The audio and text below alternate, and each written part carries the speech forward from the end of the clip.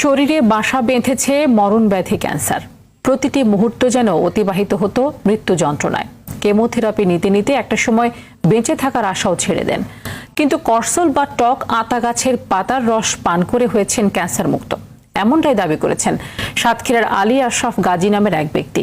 তার দেখা দেখি ক্যান্সার আক্রান্ত আরও কয়েকজন স্বাভাবিক জীবনে ফিরতে শুরু করেছে করসলের পাতার রস ও ফল খেয়ে। তবে চিকিৎসক সাতক্ষীরা শহরের মানুষ এক নামে চেনেন গাজী স্টুডিওর মালিক রান্ত হন। ঢাকায় শুরু হয় কেমোথেরাপি দিয়ে তার ক্যান্সারের চিকিৎসা, কিন্তু শারীরিক অবস্থার উন্নতি না হয় তিনি করসল বা টক আতা গাছের পাতার রস খাওয়া শুরু করেন। তার দাবি এই রস খেয়ে সুস্থ হয়ে ওঠেন তিনি, এখন পুরোপুরি ক্যান্সার মুক্ত।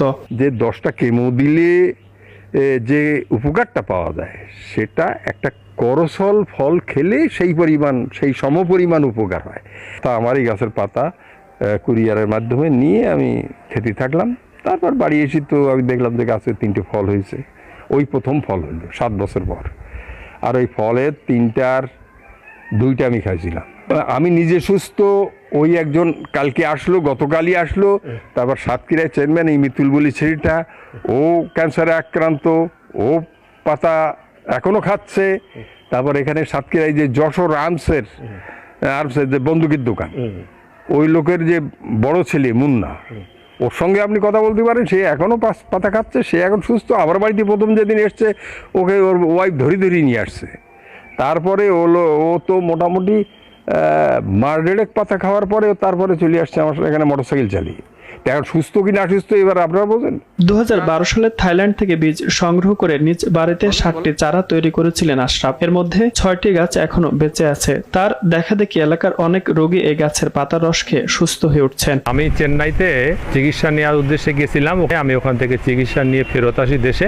আমার এখানে আমার এক বড় ভাই গাজী স্টুডিও আশরাফ ভাই করসল গাছের পাতা দিল।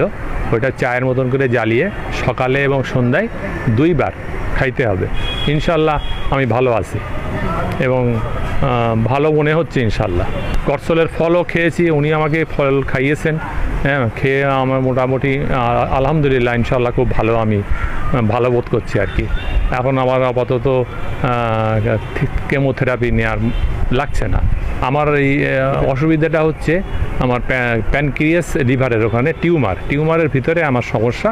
এই জন্য ওটা অপারেশন করা সম্ভব হয়নি, যার কারণে কেমোথেরাপি দিয়ে চেষ্টা চলছিল।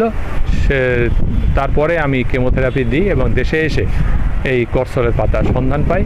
তবে চিকিৎসকরা বলছেন এর বৈজ্ঞানিক কোনো স্বীকৃতি নেই। এই গাছ নিয়ে পরীক্ষা নিরীক্ষার